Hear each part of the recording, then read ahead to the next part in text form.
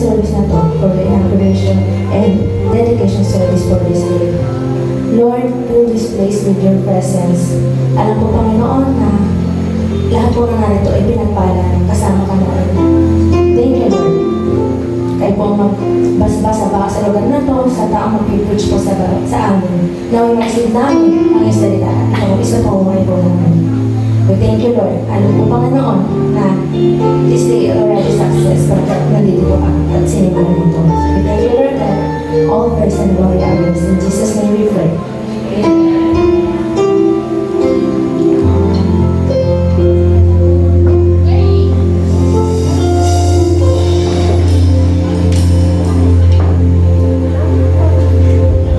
Isang mapagpalang umaga po sa ating lahat. Ayan.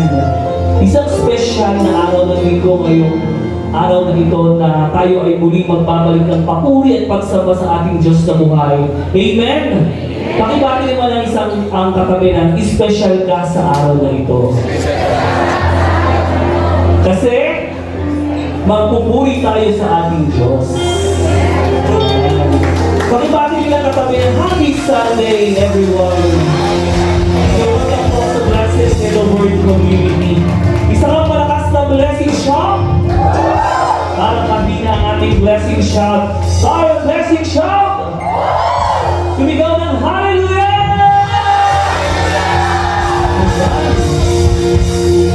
Sabi sa salita ng Diyos,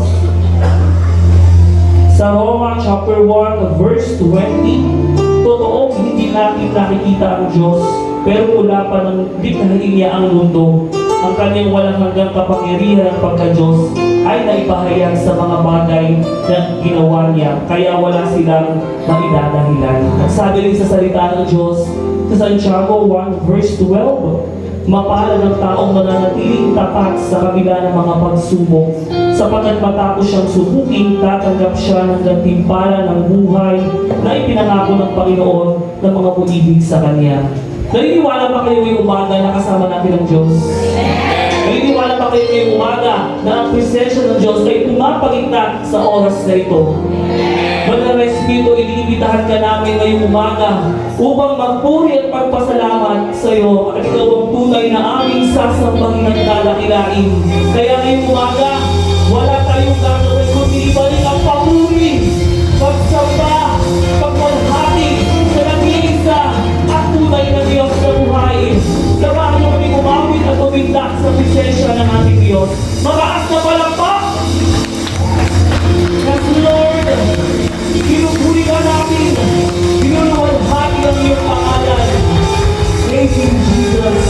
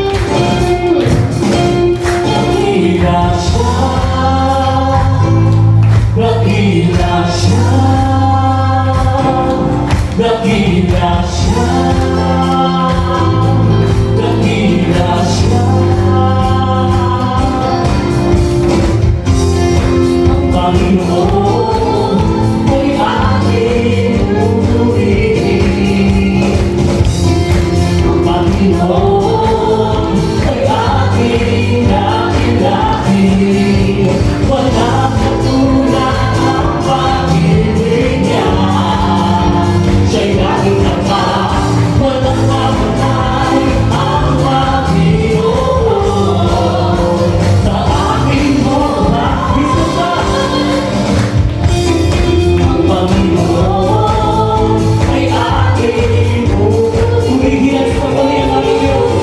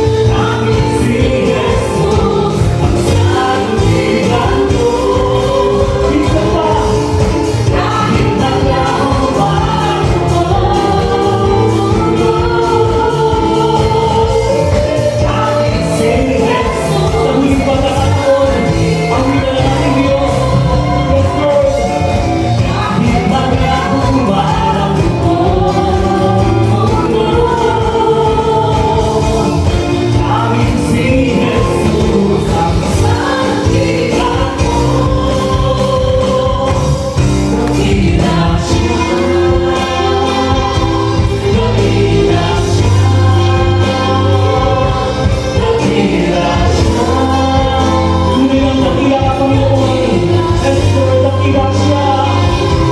Dakila siya. Dakila siya. Dakila siya. Dakila siya. Dakila siya. Dakila siya. Dakila, dakila siya. Lord, ikaw ay dakila. Jesus, masabi ka ng Panginoon, Panginoon. Dakila siya. Dakila siya. Dakila siya. Dakila siya. Dakila siya. Wala naman magkatunay na dakila. Ikaw lang ang aming Diyos na buhay. Patuloy mo lang gawin ang aming Diyos. Yes, Lord. Palakpak sa ating nag-iisang tunay na Diyos.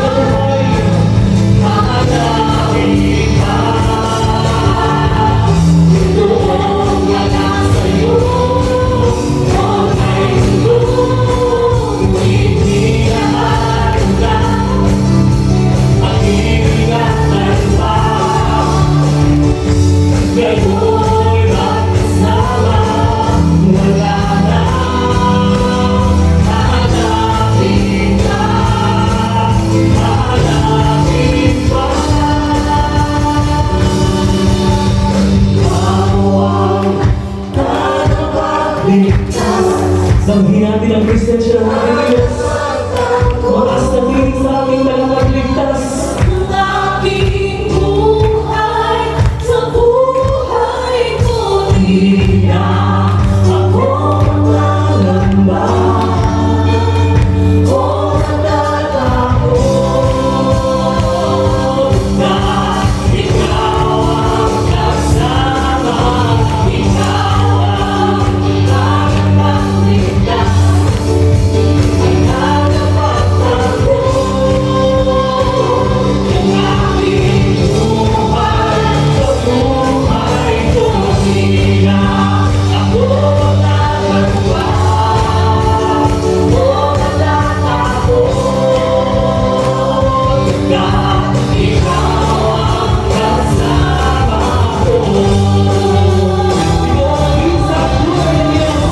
Salamat sa iyong pag-ibig at pagmamahal. Mataas na palakpak. Lord, ikaw lang ang aming pupurihin. Basta sa Panginoon ng Diyos. Hindi nga, Panginoon, ang napakabuti mo sa buhay ng bawat isa na namin ito. Lord, salamat sa buhay. Salamat sa iyong pagmamahal. Salamat sa iyong pag-ibig na aming nararanasan araw-araw. Salamat, Panginoon, sa iyong pagkalinga, pagtugon sa aming mga pangangailangan. Lord, maitaas ang iyong pangalan sa oras na ito. Pumakit ka, Lord, sa aming gawaing banal na Espiritu. Yes, Lord, sambahin ka at purihin ka. Tunay nga, Panginoon, na wala kang katulad. Wala kaming may pagmamalaki sa iyong Panginoon. Yes, Lord, papurihan at sambahin muli ang ating Diyos na buhay at damihin ang kanyang presensya ngayong umaga. Thank you, Jesus. Yes, Lord. Yes, Lord.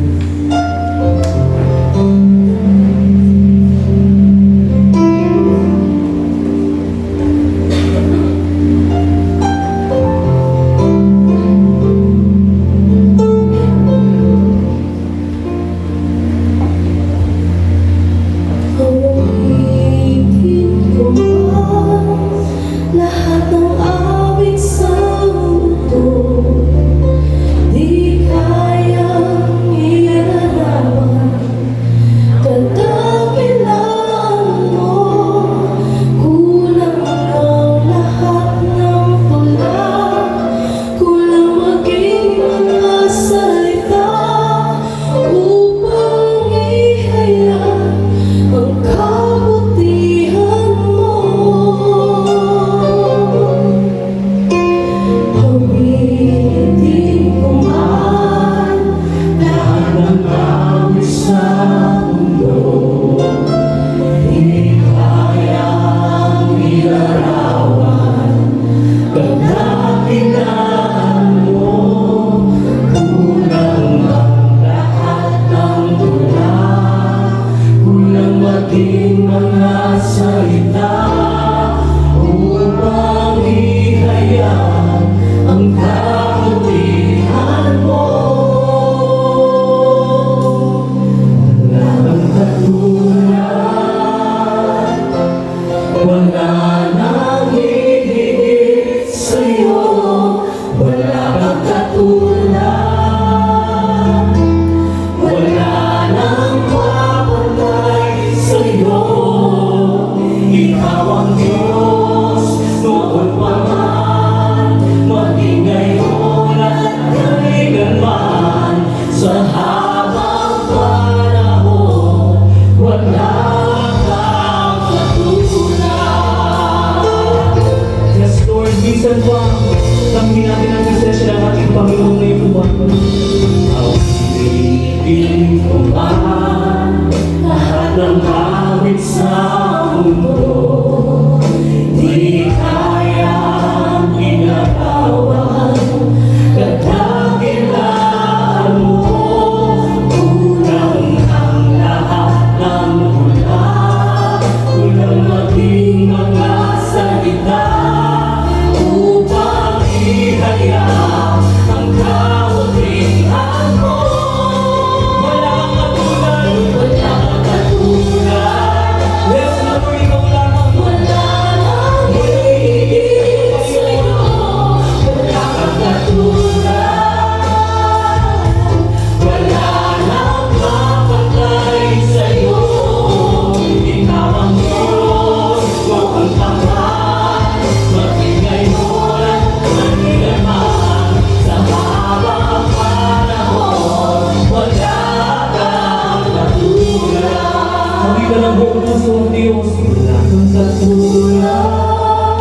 Lord, mataas na tinig. Lalangin sa'yo, wala kang katulad.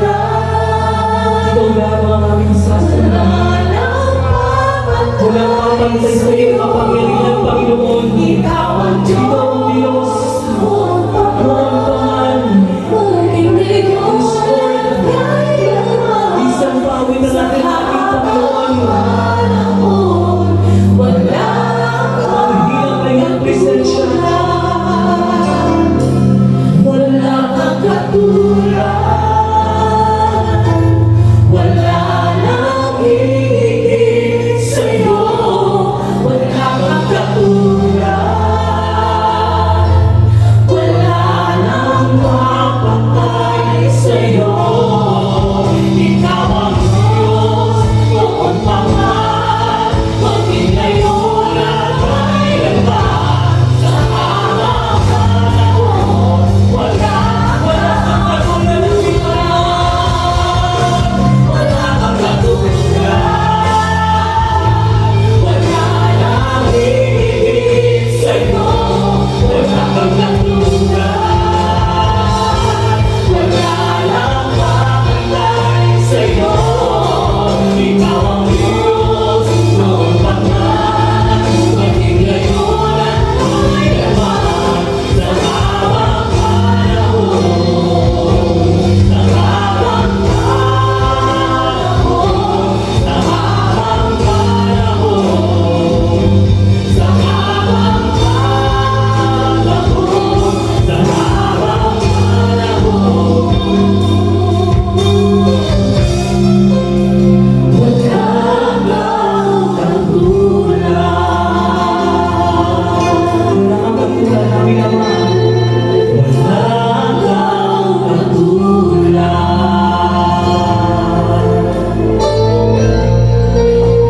Wala kang katulad.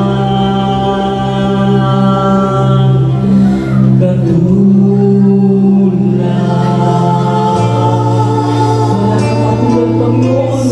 Sa iyong papuri at Diyos sa iyong bala. Ikaw lamang ang aming itataas sa Diyos. Thank you, Jesus. Napakabuti mo, Panginoon. Kasunod.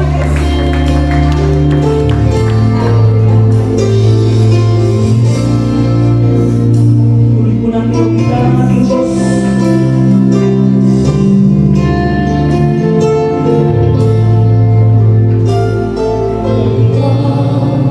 Papuri ko ay tanging sa'yo, sa'yo lamang iniaalay. O Panginoon, ang puso ko sa'yo magpakailanman. Papuri ko ay tanging sa'yo, sa'yo lamang iniaalay. O Panginoon, ang puso ko sa'yo magpakailanman.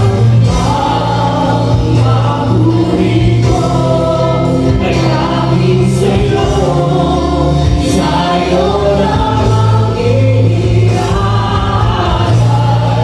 O Panginoon,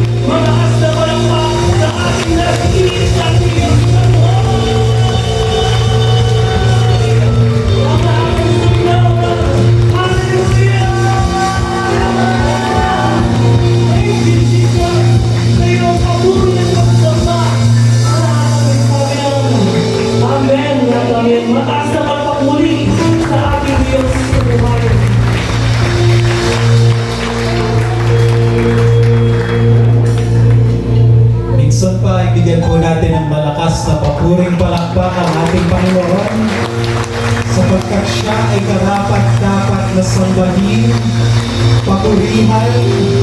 Siya ang ating tapat na Diyos, manunubos, manlilikha. Ngayon po ay araw ng Diyos.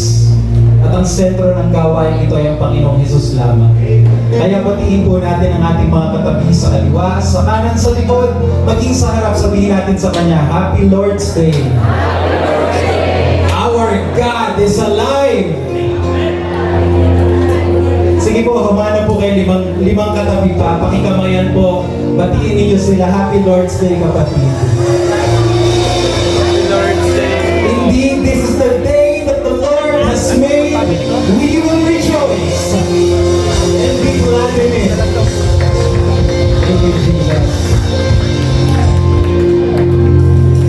Naalala ko po yung sabi ni Jesus sa kanyang mga alagad. Masaya-masaya yung mga alagad niya kasi nakapagpalaya sila ng demonyo at ng masasamang spirito. Ang sabi ni Jesus, magala kayo, hindi dahil nakakapagpalayas kayo ng mga masasamang spirito. Magala kayo sapagkat ang pangalan nyo ay nakasulat sa aklat ng buhay. Alam ko, excited tayo sa araw nito sapagkat ating pong pasisinayaan ang panibagong yugto sa ating iglesia. Subalit ang totoo po nating kagalakan ay ang kaligtasang natamo natin kay Kristo. Amen? Nung tayo mga sadanan pa, siya'y namatay para sa atin. Kaya kagaya ng sinasabi ni Jesus, magagalak tayo hindi dahil may bagong gusali, magagalak tayo sapagkat ang ating pangalan ay nakasulat sa aklat ng buhay. Hallelujah! Paburin palakpak sa Diyos. Hallelujah! Gusto ko po na ipakilala na sana ang ating tagapagsalita, pero parang gusto ko pa rin umawit sa Panginoon. This is just a very short time of singing to the Lord. Napakabuti ng Diyos. Amen? Kinaawaan tayo, kinahabagan tayo, iniahon sa lusak ng kasalanan, binigyan ng bagong buhay, at tayo ngayon ay pamilya ng Diyos. Si Kristo ang dahilan kung bakit tayo nagkakatipon ngayong umaga. Napakabuti mo. Sabay-sabay po tayo. Aking Diyos, Ama.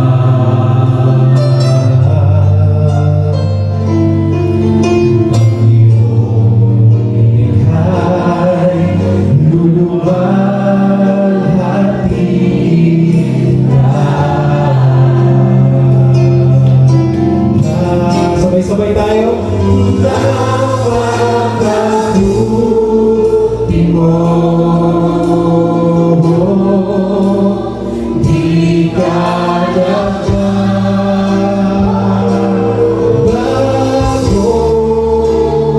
Noon ngayon.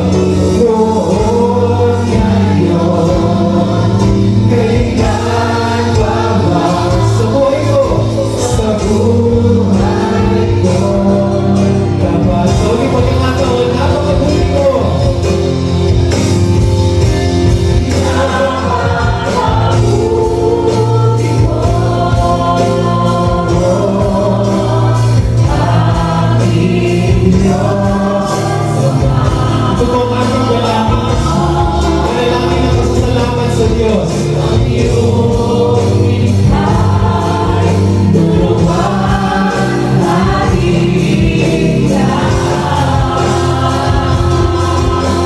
sabay-sabay. Napakabuti mo. Di ka nagbabago.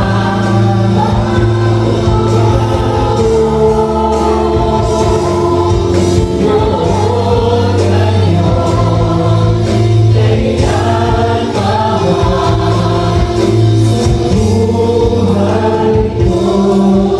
buhay ko?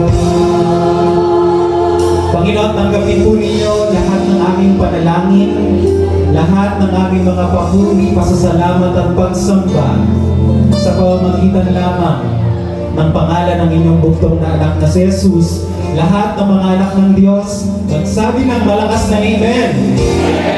Amen. Praise God. Malapakan po natin ang Panginoon.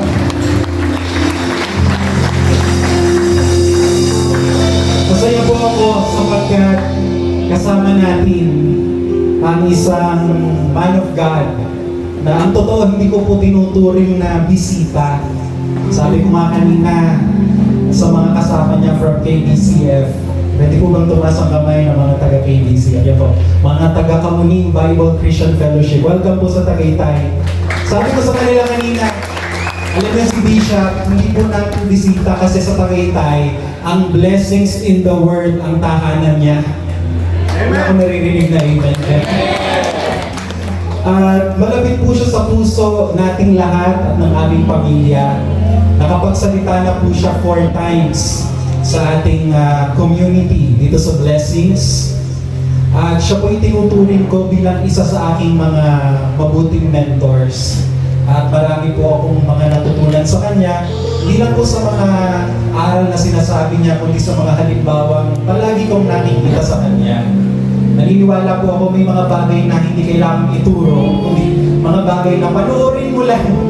At sa tuwing pinapanood ko ang man of God na ito, talagang ang dami ko pong natututunan. And he is really a blessing to us and to the body of Christ, not only in the Philippines, but also in the world. Siya po ang National Director Emeritus ng Philippine Council of Evangelical Churches, ang pinakamalaking conciliar body ng evangelical churches dito po sa ating bansa with more than 90,000 members na churches po. At sabi po ng isa kong kaibigan pastor, 13 million daw yun kung itatranslate into numbers. To God be all the glory. At siya din po ang global ambassador ng World Evangelical Alliance, the first Asian and first Filipino to be given that grace to lead the world church. Kaya hindi ko na po pa tatagalin pa. By the way, kasama po niya ang aking minamahal na ninang, napakabait na ninang, si Ninang Sherry. Palakpakan po natin. Bago po siya tuluyang tawagin, itaas po natin ang ating mga kanang kamay. At bilang isang bayan ng Diyos ngayong umaga, sabay-sabay po natin sabihin, ang salita ng Diyos. Nagliligtas. Ang salita ng Diyos. Nagpapagaling ng sakit at karamdaman. Ang salita ng Diyos. Nag-aayos ng buhay. Ang salita ng Diyos. Nagbibigay ng pag-asa. At ang salita ng Diyos nagpapala.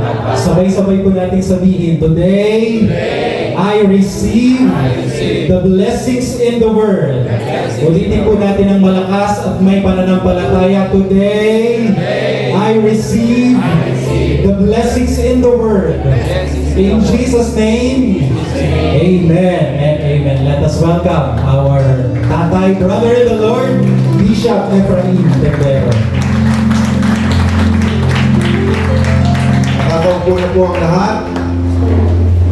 Nagpapasalamat po ako sa Panginoon sa kanyang kabutihan, sa kanyang kapulungan. Kayo po ba'y nagagalak sa araw nito? Amen! Sino mo ba pinakamalayong pinanggalingan? Mga taga-Kalaka? O anong pinakamalayong pinanggalingan? Kalaka nga, pakitaas nga ng kamay mga taga-Kalaka. Yan. Abay, sila pang nasa una. Aba, mas una pang dumating. Salamat po sa Panginoon na tayo nakakasama-sama at yung nakakasama natin online ay patuloy tayong dadakila sa ating Panginoon. Ngayon po ay nagpapasalamat tayo na ating itatalaga ang ating bagong multipurpose na hall. Di ba? Mukhang kinakapos ko ng Tagalog dito sa masyadong mahusay magsalita ng Tagalog ang aking inaanak na si Pastor Joshua. Okay? Ngayong araw nito ang ating pagtatalaga, pagpapasinaya ng ating multipurpose hall. Hindi ko na Tagalog ng multipurpose. Blessings in the World Community Building Dedication. Napakagandang building. Pero meron din po akong ilang church building doon sa Amerika, 6 po, na gusto kong ipakita sa inyo. Una, ito po yung sa St. John the Baptist Church sa Pittsburgh, Pennsylvania. Ang ganda ng loob, di ba? Okay? Meron din pong isang iglesia, Taft Alley Church sa Cincinnati, Ohio. Nasa may balcony area po yan. Maganda rin po, di ba? Pangatlo, ito po yung Urban Artifact sa Cincinnati at Ohio. Maganda po na mataas ang kanyang bubong at malaki. Yari talaga sa bricks. Tapos ito naman po sa Salt Springs, Michigan. Maganda po yung kanyang stained glass window at yung mga chandelier. Tapos meron din po, ito, Methodist Church sa Windsor, Oregon. Medyo maliit lang po, pero maganda rin po pagkayari nito. At ang panghuli, ito po Methodist Church sa Bryan, Ohio. Ang ganda po ng mga building na ito. Subalit, ito po ang katotohanan na sa kanilang kalagayan ngayon. Ito pong 6 na churches ngayon ay naging beer houses na. Okay? Maganda. Pero ngayon, hindi na bahay-sambahan. Bahay, inuman. Bakit po? Ang mga iglesia nito died as they did not disciple. Hindi sila nagdisipulo. Hindi nila tinulungan ang mga membrong maging tunay na alagad ng Panginoon, tagasunod ng Panginoon. And they died. Salamat po sapagkat ang Iglesiang Blessings in the World ay nandun po rin ang pagnanasa na magkaroon ng discipleship. Naging kabahagi ng PCEC sa National Disciple Making Campaign. So, ngayon po gusto natin tingnan, disciple or die? Gusto mo bang mamatay o mag-disciple? Mamili ka. Anong gusto mo? Mag-disciple o mamatay? Mag-disciple. Yung pong mga 6 na iglesia, hindi lamang doon sa Amerika. Kung titignan po natin, sa Amerika, actually sinasabi nila, may mahigit na 1,000 iglesia ang nagsasarado taon-taon. Mahigit 1,000. At kung titignan po natin maging doon sa Europa, ang nagdagandahang mga katedral ay ngayon po ay either museum na lamang o kaya naman ay nagiging beer houses din o kaya ay binibiling magiging hostel. Nakakalungkot po. Again, because they don't disciple. Kaya salamat po sapagkat ang iglesia ito ay nagkaroon din ng kapasyahan maging kabahagi sa paggagawa ng disipulo. So, ang tanong po natin, why make disciples? Bakit po natin kinakailangan magkaroon, magsanay ng mga alagad ng Panginoon? 3 po ang nais kong ibigay na dahilan. Unang-una, dapat po natin makumpleto yung dakilang tagubilin ng ating Panginoon to complete the Great Commission. Alam niyo po ba kung nasa yung Great Commission? Matthew 28:18-20. Wala hong ibang ibinigay na plano ang ating Panginoong Jesucristo. Isa lamang po. Tingnan po natin. Matthew 28:18-20. Masyado maliit po dito, kaya sa babasahin ko na lamang na si Jesus ang nagsabing, lahat ng kapangyarihan sa langit sa lupa binigay niyo sa akin. Ilang utos ang makikita po natin dito? Pagkaraniwan, magbibilang tayo, sasabihin, umayo kayo, gawing alagad, bautismohan, ituro, parang 4. Pero sa ating pag-aaral dyan, isa lamang po. Isa lamang ang utos na binigay ni Jesus. Gawing alagad ang lahat ng mga bansa. Buong mundo, tulungan natin ang lahat ng mga bansa, lahat ng mga tao, lahat ng saling lahi ay maging alagad ng Panginoon. Yung pong ibang salita dyan, yung going, baptizing, teaching, ay ito po'y pamamaraan upang gawa ng alagad. Na kung tutulungan natin maging alagad ng isang o tagasunod ni Kristo, ang isang mananampalataya, umpisa natin makakilala sa Panginoon, patatagin natin sa pananampalataya, baptizing, at turuang sumunod sa lahat ang tinuturo ng Panginoon. Yun po ang gusto ng sabi ng Panginoon. At posibleng mangyari ito. Nung sabihin ni Jesus, pinagtagubilin niya sa kanyang mga alagad, gawing alagad ang lahat ng mga bansa. Posible bang mangyari yun? Posible yun sapagkat ito po ay nababatay sa lahat ng kapangyarihan, sabi ni Jesus. Ang lahat ng kapangyarihan sa langit at sa lupa, pinagkaloob na sa Kanya. Ang nag-utos na gawing alagad ang lahat ng mga bansa, ang may kapangyarihan sa langit at sa lupa. Ay kung si Jesus ang nag-utos ng lahat ng kapangyarihan sa langit at sa lupa ay nasa Kanya, bakit hindi pa nangyayari ito? At ito rin naman po yung mangyayari din dahil sinabi niya, I am with you always. Nangako siya na magiging kasama natin siya sa lahat ng pagkakataon, sa lahat ng panahon. Pero, pagkatapos ng kulang-kulang ng 2,000 taon, simula nang sabihin ni Jesus, ang tagubilin ito, make disciples of all nations. Ano po ang ating score ngayon? Nasa na po tayo? Ito po. Dito sa research na ginawa ng Joshua Project, hindi ko si Joshua. Ito po yung grupo ng mga researchers around the world, Joshua Project. Aba, ay yung tunay na mga katulad natin na sumusunod sa Panginoon ay yung nando sa green. 11% lamang po tayo sa buong 8 billion na katao sa buong mundo. Kakaunti pa. Yung kulay yellow, ito po yung mga Kristiyano sa salita, hindi sa gawa. Kristiyano sa puso, hindi sa puso. Kristiyano lamang bukang bibig, pero hindi naman pinamumuhay. Yan ho ay 21%. Nominal.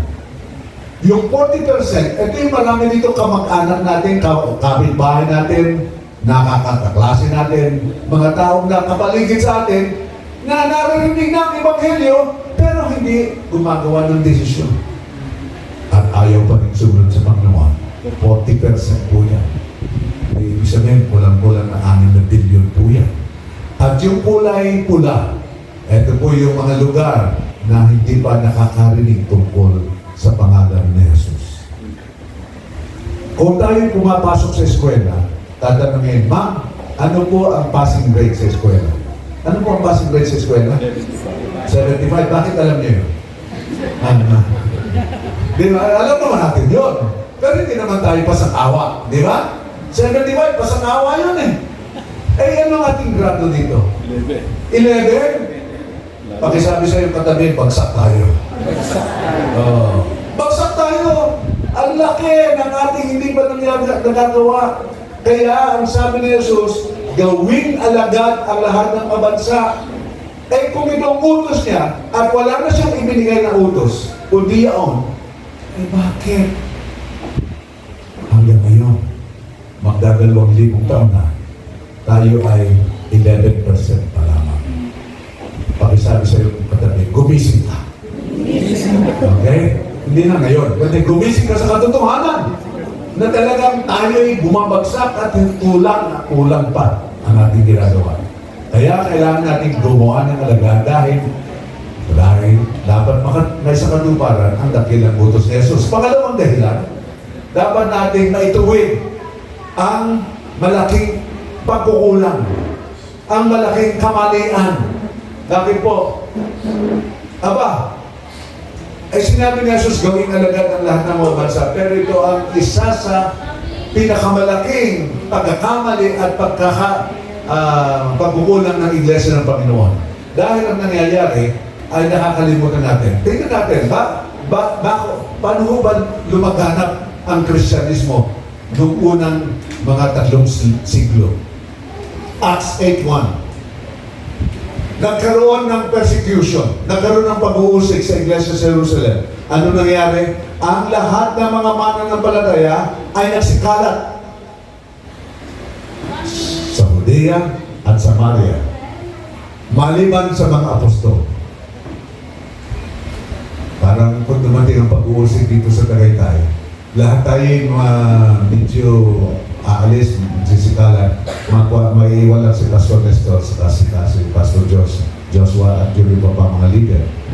At ang mga lahat ng miyembro maikakalat. Pero ano nangyari doon sa mga nagsikalat? Sabi sa verse 4, lahat ng mga nagsikalat ay ng salita ng tungkol sa blessings in the world. Amen? Salamat po. Ay, hindi ko na dapat hintayin na magkaroon ng persecution para po tayo ay magkaroon ng blessings in the world. Pero yun pong nangyari.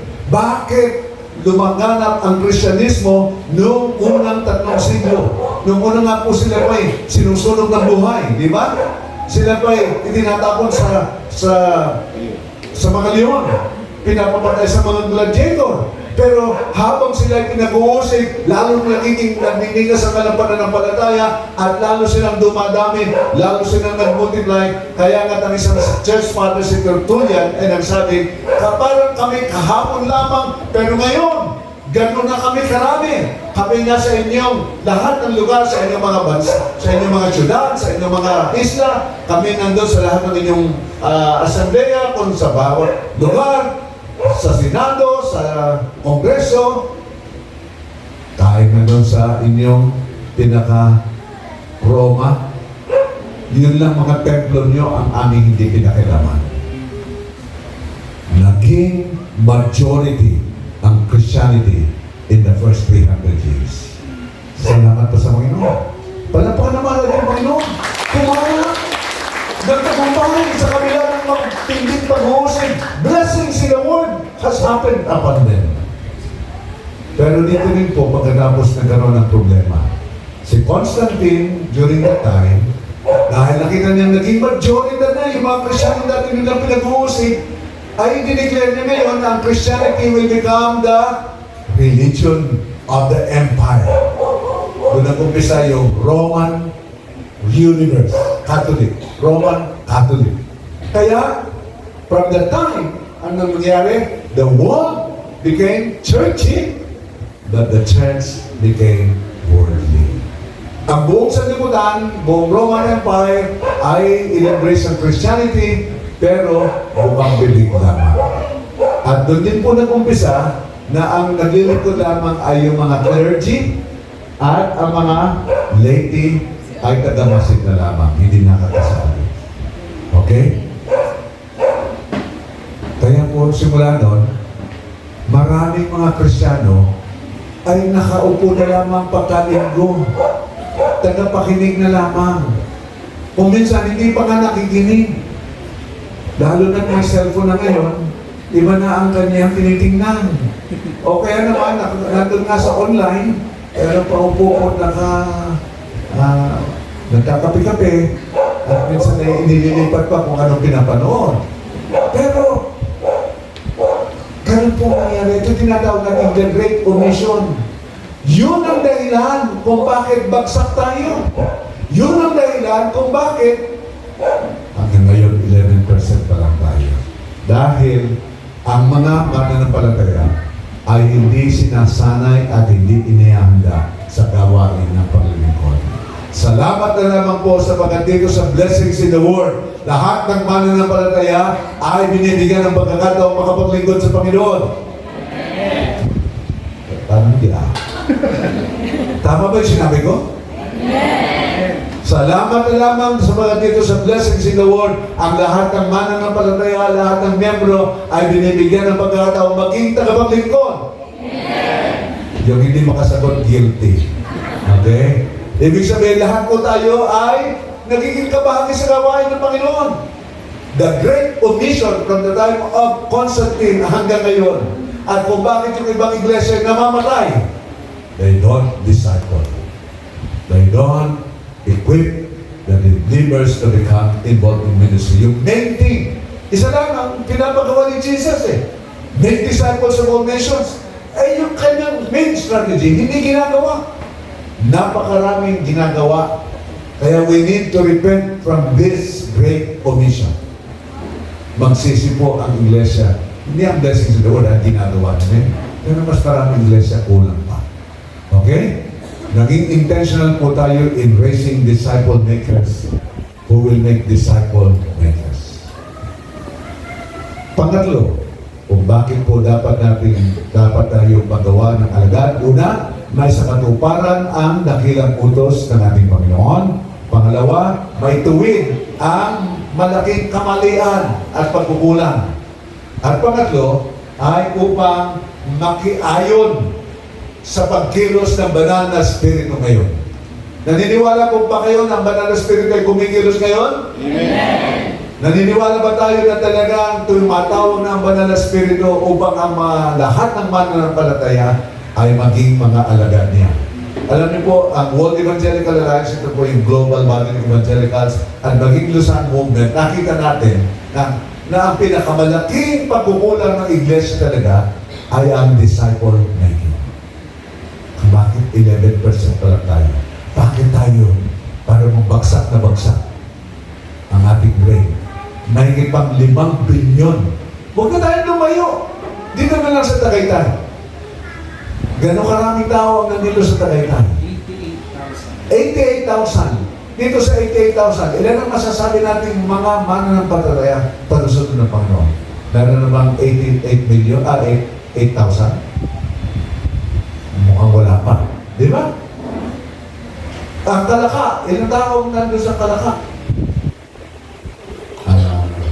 Hindi na. Yung pagkilitisan ay Kalaka, di ba? Kilitisan? Hindi. Hindi, merong kilitisan. Yung pa hindi ata Kalaka. Dasugbo ata yun. Kilitisan, barangay Kilitisan. Dahil napunta ang puno niyan eh. Ako estudyante pa sa Kilitisan. Nakapagtayo ng iglesia doon sa Kilitisan. Hindi ko alam kung nasubo o Kalaka yun. Batangas. Nasubo ba yun? No. Bahala na kaya sila. Okay? Okay. Pero, ang pinakamalaking kailangan, disciple making. At ngayon po, kahit sa taong magpunta sa iba-ibang mga bansa, iba-ibang mga iglesia, nakikita na sabi, eto talaga ang missing na kinakailangan gawin para tunay na lumago at lumatatag ang iglesia. At maging ang pagkilos, ito po yung kumikilos ng banal na Espiritu, kinakalog na ang iglesia, kinakatok na ang puso ng mga leader at lahat. Hey, huwag ninyang kalimutan at huwag ninyang isang tabi yung tanging kaloo, tanging utos na binigay ng Panginoon. Walang ibang ipinigay na pamamaraan ng Panginoon upang abutin ang buong sanlibutan, maliban sa gawing alagad ang lahat ng mga bansa. Kumikilos po siya. At lalo tumitindi ang pagkilos sapagkat nais ni Jesus na bumalik na at dumating na makilala natin ang Panginoon. Okay?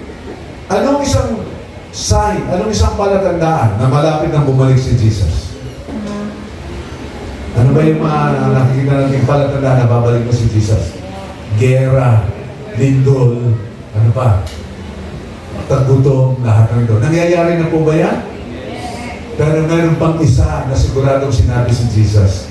Ito sinabi niya, and this gospel of the kingdom, o ang ebanghelyo, ito ay pamangaral sa buong sanlibutan. At pagkatapos makalabot ito sa buong sanlibutan, the end will come. Bakit po? Gusto niya na ang buong sanlibutan makarinig ng ebanghelyo. Ang buong sanlibutan magkaroon ng pagkakataong malaman ng tungkol sa ebanghelyo ng Panginoon. Sapagkat hindi niya ninanais na ang sino man ay mapahamak. Kaya nagmamadali ng Banal na Espiritu. Sabi niya malapit nang dumating ng 2,000 years since Jesus gave His Great Commission. Pero kulang na kulang pa. Kaya kumikilos ang Banal na Espiritu ngayon. At tinutuktok ang mga iglesia, tinutuktok ang mga leader sa sabi, balikan natin ang ginagawa ng ating Panginoon. Lalo higit, nung ito po yung makita natin, yung projection ng tinatawag ito may isang research group, Pew Research, ang pinapakita nila na by the year 2050, abay, aabot na ang dami ng mga Muslim sa dami ng mga Christian. Hindi lang po yun. Sinabi nila, by the year 2050, ang mga Muslim ay lalago ng mga 73%. Ang Christianity ay 35%. Kalahati lamang. Papayag ba tayo noon? Parang payag kayo. Papayag ba kayo noon? Na tayo'y gagamihan pa ng, malalamangan pa ng mga Muslim? Pero kumikilos po ang Banal na Espiritu. Pakisabi sa ito tabi, makinig ka sa Banal na Espiritu. Okay. Espiritu ay kumikilos ngayon. Kaya nga, 3 years ago, inumpisa namin yung Galilean movement. Ano yung Galilean movement? Si Jesus, sa kanyang 33 taon, ay kanyang ginugol halos lahat doon sa Galilea.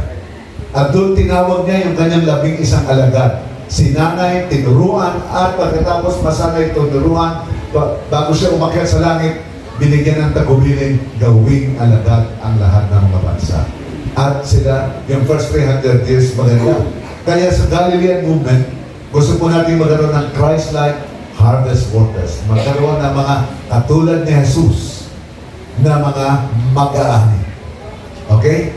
Tayo po ba'y nag-aani? Pag kayo may si Pastor Nestor, mahusay ngayon ko lang nalaman na mahusay pala siyang may patanim na papaya, may patanim na saging. Okay? At maganda, nag-aani. Di ba? Ay, ang Christ-like sa ating pag-uugali, sa ating kaalaman, at sa ating pagkilos. Tingnan mo ang katabi mo, mukha bang katulad na ni Jesus yung katabi mo? Sabi mo, hindi, kasi pag-ugali mo eh. Marami ka pang babaguhin. Pero gusto natin, lahat tayo maging kawangis ni Jesus. Okay? Lahat tayo lalagong magiging malapit sa ating Panginoon at lalalim pagkakilala sa Kanya at maging sa pagkilos natin, maging katulad tayo. At tayo rin ay maging harvest workers. Para ikaw ay mahusay na mga ani, abay, hindi ka lang basta punta ka lang sa bukid. Yug-yugin mo na naman yung papaya. O yug-yugin mo yung saging. Mayroong pamamaraan ng pag-harvest. Di ko ba, Pastor Nestor? Dahil pagka pinabas mo lang saging, tapos bumaksa, abay, baka madurog yung bunga. Dahil yung buwig, eh, pabagsak ko sa lupa. Meron pamamaraan yan. So dapat, ganun din. Sasanayin tayo, ihanda tayo upang tayo maging mga workers sa lahat ng lugar, sa lahat ng sektor, hindi lamang mga nandito sa loob ng iglesia. Kung ikaw man ay isang guro, kung ikaw man ay isang magsasaka, kung ikaw man ay isang tagapagtinda, kung ikaw man ay isang nasa ospital, kung ikaw nasa isang konsihal, o kung ikaw ay isang lawyer, lahat po tayo pwedeng gamitin ng Panginoon. Pakisabi sa katabi mo, gagamitin ka ni Lord. Pakisabi mo, malaking tiwala ng Panginoon sa iyo. Malakas. Bagyan mo naman sa ako walang tiwala sa iyo. Buti pa ang Panginoon may tiwala sa atin. Di ba? Ipinagkatiwala niya sa atin ang gawain abutin ang buong sanlibutan. So sa Galilean movement po, ang aming mithiin ay 1 milyong local churches around the world. Ay magsasabing, magiging intentional in disciple making. Salamat na lamang po sapagkat ang blessings in the world ay kasama na doon sa 1 milyong yan. Amen? Panapahan natin ang ating Panginoon. Dahil kung meron tayong 1 milyong mga iglesia sa buong mundo na magdi-disciple, kahit 10 lamang po, magkakaroon tayo ng 10 milyong Galileans na katulad ng mga alagad ni Jesus. At itong 10 milyong ito ay tutulong din na tigsa 10 lamang sa loob ng 10 taon. Ibig sabihin, isa lamang kada taon ay magkakaroon tayo ng 100 million disciple makers. At itong 100 million disciple makers, kahit isang tao lamang ang kanyang tutulungan taon-taon, in 10 years, meron tayong 1 billion disciples. At itong 1 billion disciples taon-taon, mag-share din ng gospel sa iba, ay lampas na ho tayo ng 10 billion. Di ba? Ibig sabihin, sa loob ng 10 taon, posible na ang lahat ng mga tao sa mundo ay makakilala sa Panginoon. Amen? Amen. Pero kasama tayo niya. Nakasalalay yan sa ating pagsunod, sa ating pagkikaayon, sa pagkilos ng Banal na Espiritu. Doon po sa John 15 verse 8, sinabi ni Jesus, isa sa palatandaan ng isang tunay na alagad ay ano? Kung ikaw ay nagbubunga ng marami. My Father is glorified that you bear much fruit and prove to be my disciples. Pakisabi sa iyo katabi, nagbubunga ka ba? O may bungang araw ka lang? Di ba? Nagbubunga ba tayo? Ano ba yung bunga na sinasabi ni Jesus? Ang mga taong naakay mo sa Panginoon, ang mga taong tinutulungan mo sumunod sa Panginoon, ang mga taong pinagtsatsagaan mo, ipinapanalangin upang sila'y sumunod at lumago sa Panginoon. Anong problema pag hindi ka nagbunga? Ibig sabihin, hindi ka disciple ni Jesus. You prove o pinapatunayan mo na ikaw ay alagad ni Jesus kung ikaw ay nagbubunga ng marami. Anong problema pag hindi ka nagbubunga at puro ka dahon lamang? Doon sa Mateo 21, si Jesus ay patungo sa isang lugar at sa kanyang pagpunta doon, nakita niya ang puno ng igos o ng fig. Pati niya ay purong dahon lamang, walang bunga. Wala tayong igos dito sa loob sa para bang, ano bang masarap na prutas na puno ng prutas? Indian mango. Eh di, paglapit ni Jesus sa lima, nakita niya yung Indian mango. Ay naku, hitik ng dahon, walang bunga. Ang sabi ni Jesus, hindi ka na magbubunga kailan pa man. Anong nangyari? Nung sabihin ni Jesus na hindi ka na magbubunga kailan pa man, kinabukasan, anong nangyari doon sa, anong dagdag nangyari? Natuyo. Namatay. Kapatid, pag hindi ka nagbunga, ikaw ay mamamatay.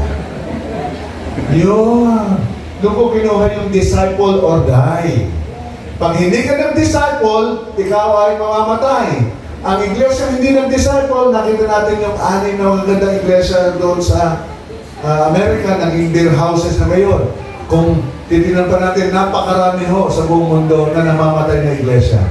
Ang blessings in the world, hindi mamamatay. Amen. Ang blessings in the world, hindi mamamatay. Amen. Ito'y lalago, magbubunga, magbumultiply. Amen. Amen? Bakit? Tayo ay nagdi-disciple. Pakisabi sa iyo katabi, kapatid, I don't want you to die. Mag-disciple ka. Ayan. Mag-disciple ka. Si Jesus, seryoso po siya. Sinabi niya sa Mateo 7, Mateo 29, 27, the harvest is great. Napakarami ng aanihin, sabi ni Jesus. Hinog na ang mga palay na dapat anihin. Hinog na ang mga mga prutas na dapat anihin. Ang mga lansones, so mga rambutan, mabubulok na pag hindi mo inani. Ay kakaunti ang mga ani. Anong solusyon ni Jesus? Manalangin tayo ng marugdo na magpadala siya ng mga ani. Alam niyo, seryoso si Jesus.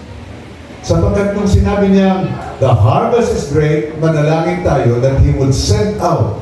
Yung ginamit niya salitang send out, hindi niya ginamit yung ordinary word apostelo. Ibig sabihin, mga sinugo, mga itinalaga, na itinalaga na may paggalang. Ang ginamit po niya ay ekbalo. Pakisabi nga ekbalo. Ano ibig sabihin ng ekbalo? Ipagtabuyan, itulak, pilitin, para bang i-cast out the demon. O isuka. O, mas panindi yung salita ni Pastor Joshua. Isuka. Tadyakan. Sabi ni Jesus, kailangan ang mga magdi-disciple, kailangan ang mga mangigawa. Kung hindi sila magsasigawa, kung kinakailangan, ipagtutulakan ko sila. No? Ekbalo. Itutulak tayo ng Panginoon Jesucristo. Dahil sa dami ng mga taong dapat makarinig ng Ebanghelyo, sa dami ng mga taong dapat maimbitan nating mag-aral ng banal na kasulatan, sa dami ng mga taong kailangan ng blessings in the world, kung kinakailangan, ipagtutulakan tayo ng Panginoon. Pakisabi sa ito kami, anong gusto mo? Mag-volunteer o ipagtulakan ka? Kung sana yung Panginoon, susunod na ako o ipagtutulakan tayo? Mag-volunteer na rin po. Mag-volunteer na. Salamat sa Panginoon. Sapagkat kung hindi ka mag-volunteer, ay sasabihin ng Panginoon, ipagtutukulan kita, diligligin kita, gigisingin kita, At hindi pwedeng magpatulog-tulog ka. Ikaw ay gagamitin ng Panginoon. Pakisabi sa katabi mo, kapatid, gigisingin ka ng Panginoon. Itutulak ka ng Panginoon. Di ba? Anong ating magiging tugon? Katulad ni Isaiah. Lord, here I am. Send my brother. Ganun ba? Lord, here I am. Send my sister. Ganun ba? Ano sabi? Lord, here I am. Parang, anong sagot ng mga taga-blessings in the world? Panginoon, narito ako. Suguin mo si Kuya. Panginoon, narito ako. Suguin mo yung kapitbahay ko. Panginoon, narito ako. Suguin mo yung matigas sa ulo. Sasabihin mo natin, Panginoon, narito ako. Suguin mo ako. Amen. Suguin mo ako. Suguin mo ako. Kung ito po ang inyong pasya, magwawakas ako sa panalangin. Pero kung talaga ikaw ay isang nagsasabi ng Panginoon bilang membro ng blessings in the world, handa akong sumunod sa kayo. Kung talaga handa kang sumunod, tumayo ka sa iyong kinaupuan, hindi dahil pinatatayo kita, kundi may udyok ang banal na spirito. At tumayo ka at sabihin, narito ako, Panginoon, susunod sa iyo. Subuhin mo ako. Kung may nasa palengke, nasa eskwela, nasa paaralan o nasa anumang lugar, gagamitin mo ako. Handa ba tayong paggamit sa Panginoon? Amen. Kung handa, tumayo kayo sa inyong kinaupuan na sabing narito ako, Panginoon. Subuhin mo ako. Amen? Oh, salamat sa Panginoon. Palapakan natin ang lahat sa pagkat tayo. Pagkasabi niya sa katanungan, ikaw, tinulak ka ba o tumayo ka ng ayos? Diba? Tayo ay nag-volunteer at tayo nasa mga. Mananangin po tayo.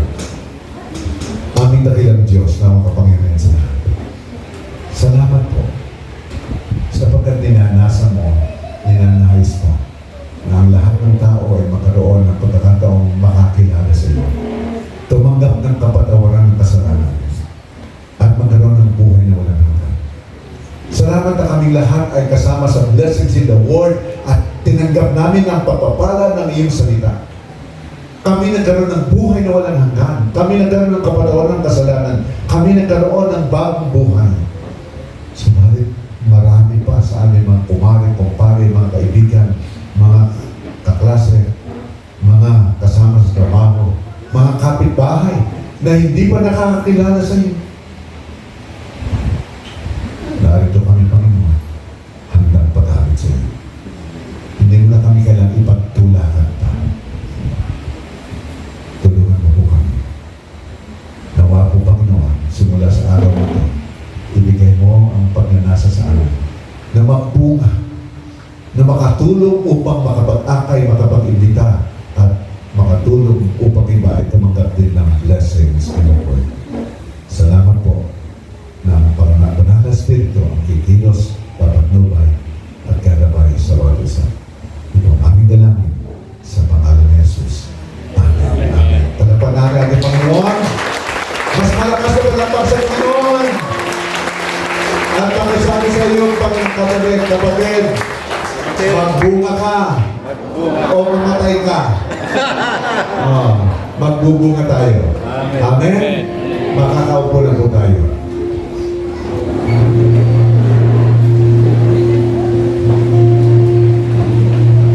Dadako na po tayo sa ating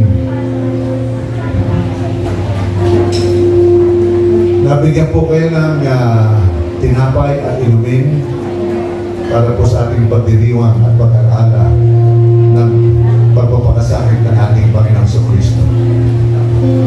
Kung wala pa ho kayong natanggap na tinapay at inumin, pakitaas lang ng inyong kamay at ang ating pong mga aser ay magkakaloob ng inyong pwedeng gamitin sa inyong pong sa ating pagsasama-sama. Bakit po ba natin ginagawa ito? Ang ating Panginoong Kristo nang gabing yun bago siya pinagkanulo, pinipon niya yung kanyang mga alagad na At sabi niya, kinabukasan, Huwebes ng gabi yun, kinabukasan, ako ipapako sa krus. Pero hindi ako magiging biktima. Kusang loob na ipagkakaloob ang aming buhay. Bakit ko ipagkakaloob ang aming buhay? Ang aming katawan ay mababayubay at talagang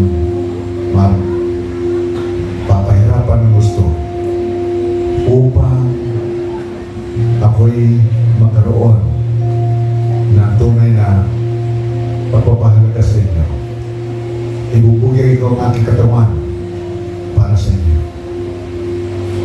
At ang aking dugo ay magbubuhos doon sa Kalbaryo para hugasan ng inyong kasalanan. Ibibigay ko ang aking buhay, ang aking lakas at ang aking dugo na sa gayon ay malinis kayo sa lahat ng inyong karumihan. Kaya sa gabi ito, sabi niya, kakain kayo ng tinapay, simbolo ng aking katawan. Inom kayo ng inumin ito, simbolo ng aking dugo na ayaw na aking binibigay.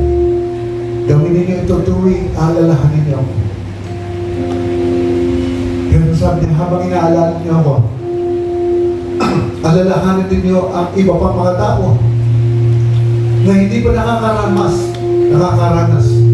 ng ganitong kapatawaran, ng ganitong katubusan, ng ganitong pagkakataon na sila'y mapatawad sa kasalanan at magkaroon ng karapatan ng maging anak ng Diyos.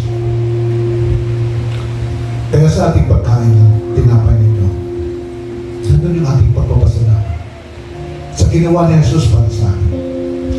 Pero kasama ng ating pagpapasalamat, ang pangako na nagamitin tayo ng Panginoon upang makapag-akay din ng iba, upang makasama sila sa pagdiriwang ng pag-alaala ng pagpapakasakit ng ating Panginoon sa Kristo.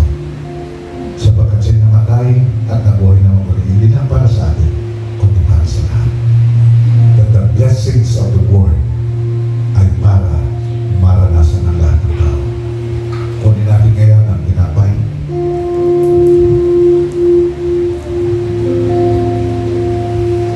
Mga kapatid, nang gabing yun, bago pagkaroon ng ating Panginoon sa Kristo, kumuha siya ng tinapay. At pagkatapos, magpasalamat niya itong pinutol. Binigay sa akin naman lahat. At sinabi, kanin ninyo ito. Ito ang aking katawan na aking binibigay sa inyo.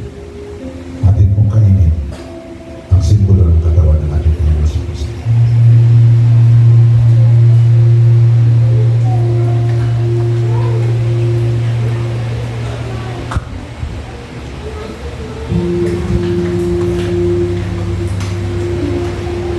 At pagkatapos kumain ng tinapay, kinuha ni Jesus ang inumin. At sinabi niya, ang inumin ito ang simbolo ng aking dugo na aking binibigay para sa inyo. Gawin ninyo ito bilang pag-aalala sa akin. Sapagkat tuwing kayo kakain ng tinapay at inom ng inumin ito, ay inyong pinapahayag ng aking kamatayan hanggang sa akin muling patubalik. Inumin po natin na may pagpapasalamat ang simbolo ng dugo ng ating Panginoon sa Kristo.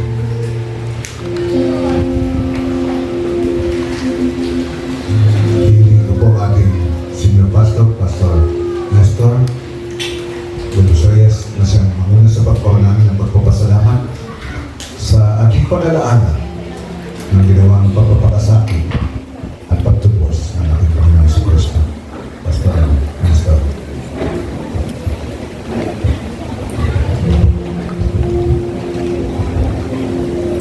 Purihin ng Diyos. Tayo po tayo sandali.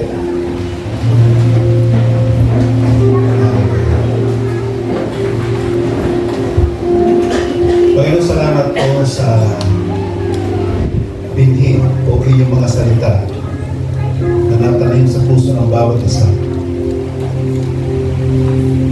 At bunga nito ay ang aming pakikipag-isa. At bawat isa sa amin ay maging disipulo mo o tagasunod mo. Kawa Panginoon, sa lahat ng pagkakataon ay magpanaala ka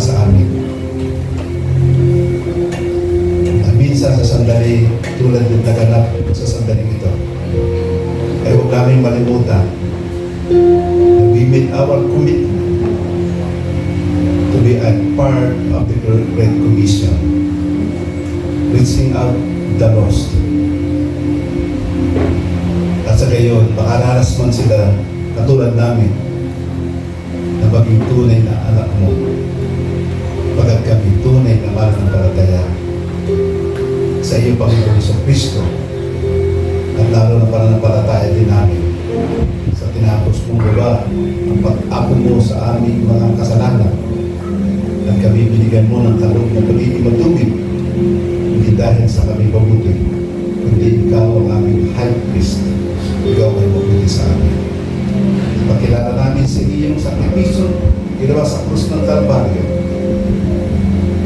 pinagkaloob mo ang banal na Espiritu, kapatawaran na aming magsalanan, at ang buhay na walang sa kalwalatian mo, Panginoon Kristo, aming pong biyabalik ang aming pasalamat. At mapagpala mo pa kami lubos para maging pagpala kami sa marami. Sa pangalan ni Jesus, ang natin magsabi na Amen. You are blessed to be on the way.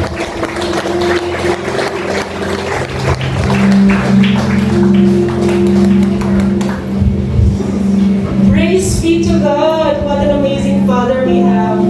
At salamat po, Bishop F, sa pagbibigay ng emphasis pagdiin sa pinaka-importante sa isang dedication. And that is to be intentional, to be disciple makers, and to make great commission to the lost, to the last, and the least. Sa tulong at pagpapasya ng Banal na Espiritu. Okay? Ay lagay na po natin ang ating kanang kamay sa ating dibdib at sabay-sabay na bigkasin ang kami ay nagpasya. Sa bilang ng 3. 1, 2, 3. Kami ay nagpasya.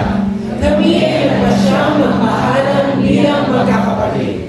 Ang isa ay para sa lahat, ang lahat ay para sa isa. Ang lakas ng isa ay lakas ng lahat. Ang kahinaan ng isa ay kahinaan ng lahat. Kami ay nagpasyang magtulungan sa hirap at ginhawa. Ang bawat isa ay hugutan namin ng lakas. Kami ay nagpasyang sama-samang lumago bilang mga anak ng Diyos sa pangalan ni Jesus. Amen. Alin na po tayo umupo. Napakarami po natin ngayong araw nito. Maaari po itaas ang kami mga first time na maka-attend sa Blessings in the Word. Kaway-kaway po. Welcome po sa Blessings in the Word Tagaytay. Paano po ito kayo? Alin po ito kayo? Parang acknowledge po namin kayo. Meron po. Alright. Bilang isang pamilya, ay ilagay po natin ang ating, extend po natin ang ating kamay sa ating kapatid at ipagdasal po natin siya. Panginoon Diyos na tagapagligtas, nagpapasalamat po kami sa buhay ng aming kapatid na pinili at umpisahan ang kanyang buhay na makapiling ka. Dinadalangin namin, Panginoon, na sa tulong ng iyong awa at grasya ay patuloy siyang lumago sa Blessings in the Word community. Dinadalangin namin, Panginoon, ang kanyang pamilya, ang kanyang mga kahilingan sa buhay. Ingatan niyo po siya parati, Panginoon. Maraming salamat po. All this we pray in Jesus' name. Amen. Alright. Thanks be to God! Ito na po ang inauguration and dedication service.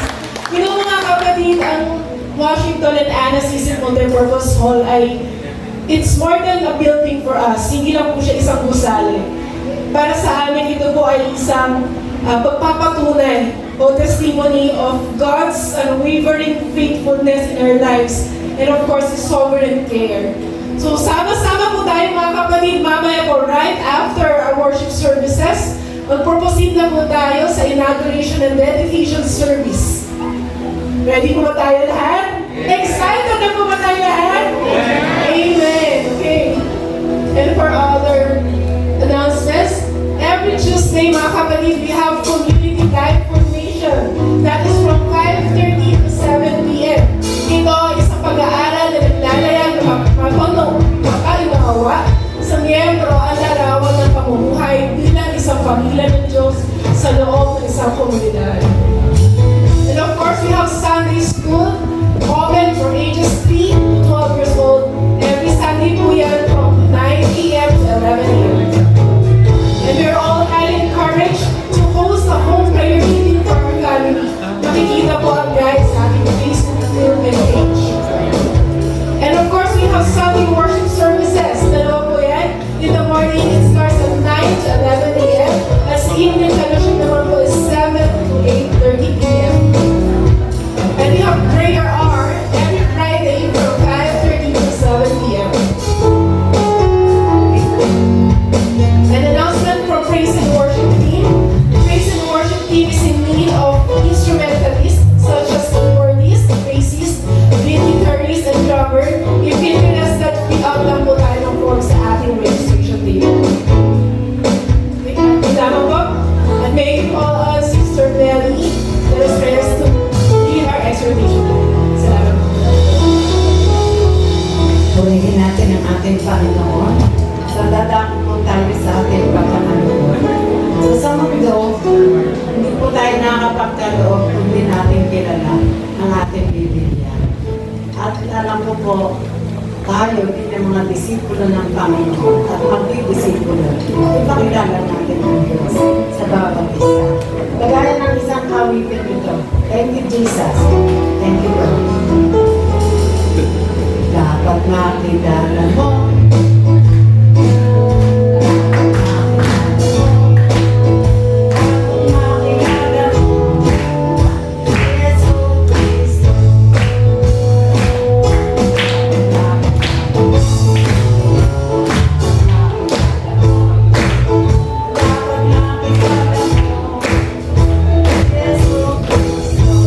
Sino ba siya? Siya ang aming manliliig. Siya aming manunubos. Siya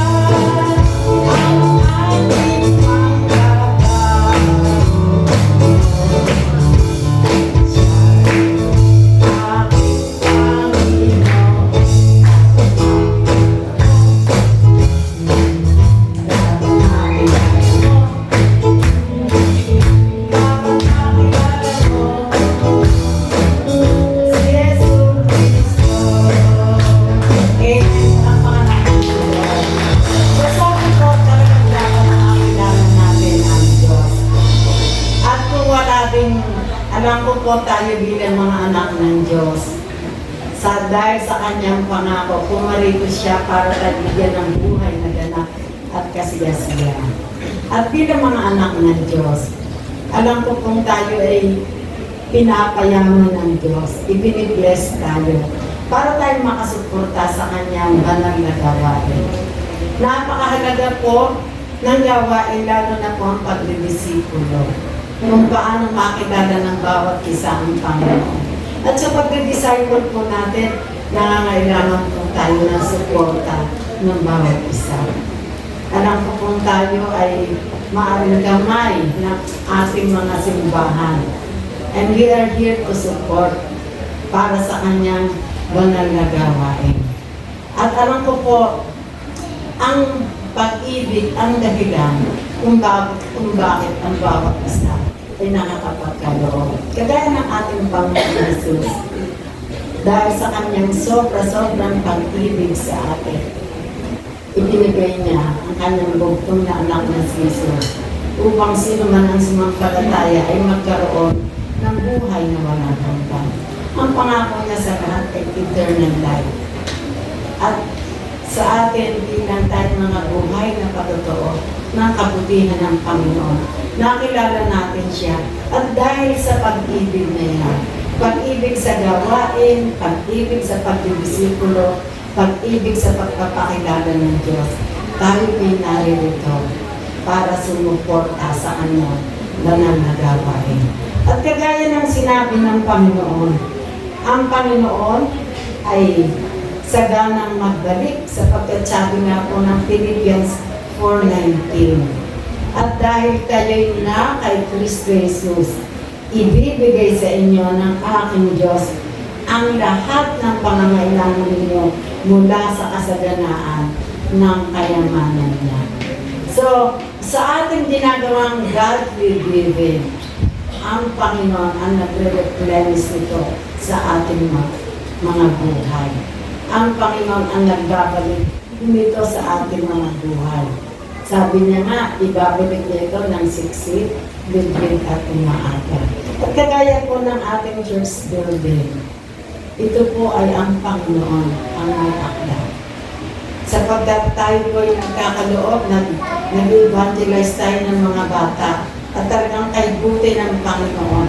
Gumagawa siya ng paraan para ibalik ito sa ating mga buhay. And thanks God, napakabuti talaga ng Panginoon, sagana ang kanyang biyaya at dahil diyan, nagkaloob siya ng magandang building para sa ating lahat. At alam ko po, buhay na patotoo, as we live, we will receive. Kaya salamat sa Panginoon at alam ko po tayo lahat ay higit na mapapagpala dahil tayo po ay giver ng kanyang mga salita.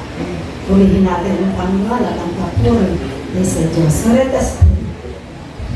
Father God, maraming salamat po sa sandali ito. Alam ko pong ikaw ang may-ari ng langit, ng lupa, at buong buhay namin ito ay sa iyo. Salamat po sa pagpapala na patuloy mo pinagkakaroon. Bless mo ang lahat ng gawain namin sa churches, sa eskwelahan, at anong po ang gawain na pinagtiwanan ninyo sa amin lahat habang kami naghihintay sa iyong pagdating. Pagpalain mo ang aming mga hanap buhay upang kami higit na makatulong sa iyong banal na gawain. Alam ko po, ang iyong greatest commandment is to go and to make disciples sa buong mundo. Kaya alam ko po, Panginoon, na kami lahat ay pinagpalang. Kaya, thank you, Father God, for everything. Binabalik namin sa iyo mataas na papuri. In Jesus' name we pray. Amen. Thank you. So let us give joyfully.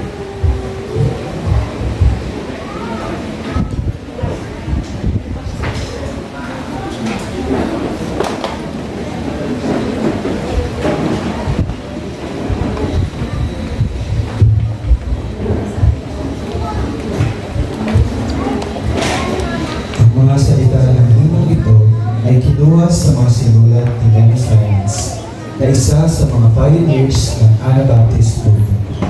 Ito ay isang paalala kung paano mabuhay bilang disipulo ni Kristo. True evangelical faith cannot less be free. For it clothes the naked and comforts the sorrowful and gives him a hungry food. And it shelters the destitute. True evangelical faith cannot less be free. For it clothes the naked, it comforts the sorrowful, and gives you the hungry food. And it shelters the destitute. It cares for the blind and Cares for the blind and the lame, children of the children of joy. It binds up the wounded heart, offers a gentle hand. We must become everything to all men. True evangelical faith cannot less be free. For it clothes the naked and comforts the sorrowful and gives you the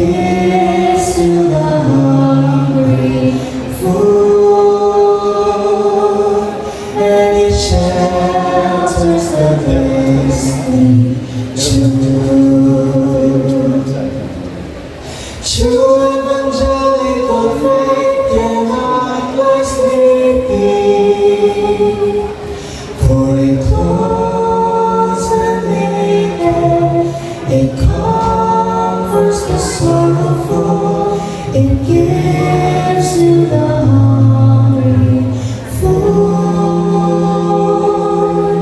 and it shelters the destitute, and it shelters the destitute.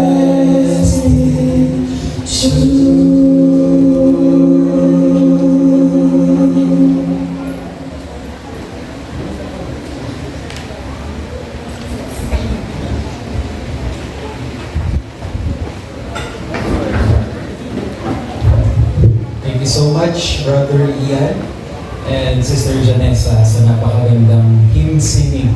Kayo po bang lahat ay napagpala ng Panginoon? Amen! Bago po tayo tumawid sa ating bagong gusali, nais po muna nating i-recognize ang ating po mga bisita. Ngayong umaga, kasama po natin, dumating po sila kanina, ang ating mga kababayang konsehal ng barangay dito po sa Kaibagan South. Pwede po bang tumayo ang ating mga minamahal na konsehal at i-recognize po natin sila? Ayan po. Apat po sila. Welcome po sa Blessings in the Word. Masaya po kami na makasama kayo. Ganun din, meron din po tayong representative from PCEC, si Brother Paul Mark Lacerna. Kaway-kaway naman dyan kapatid. Welcome po sa Tagaytay. Sa paglabas po natin sa Bango Chapel, tiyakin po natin na kayo ay may kopya ng ating program para po sa ating inauguration and dedication service. So kung wala pa po kayong kopya, lumapit lang po kayo sa ating mga ushers na naka-station po sa likuran. Tayo pong lahat ay tumayo, mga kapatid. At sabihin mo sa iyong katabi, magpapagamit na ako kay Lord. Magamit na ako. Sabihin mo sa nasa likod mo, hindi na ako magpapadelay-delay. Dahil ayaw kong itulak ni Lord. Alright, manalangin po tayo lahat. Panginoon, salamat po sa tagumpay ng aming Lord's Day service. Salamat, Panginoon, sa pagsama mo sa aming lahat. Salamat sa pagkilos ng iyong Espiritu. Salamat sa mga panalangin. Salamat po sa mga awitan na nagpalakas ng aming loob. At salamat din po sa mensaheng tunay ngang nagbigay sa amin ng paalala. Nagpaalala sa amin ang tinatawag na main theme, pinakamahalagang bagay. Walang iba kundi ang bumuo ng marami pang mga disipulo ni Kristo. Mga disipulong hindi lamang Kristiyano sa pangalan, kundi kaalyo ni Kristo sa lahat ng aspeto ng kanilang buhay. May the love of the Father, the grace of the Lord Jesus, the fellowship of the Holy Spirit be with you all. In Jesus' name we pray.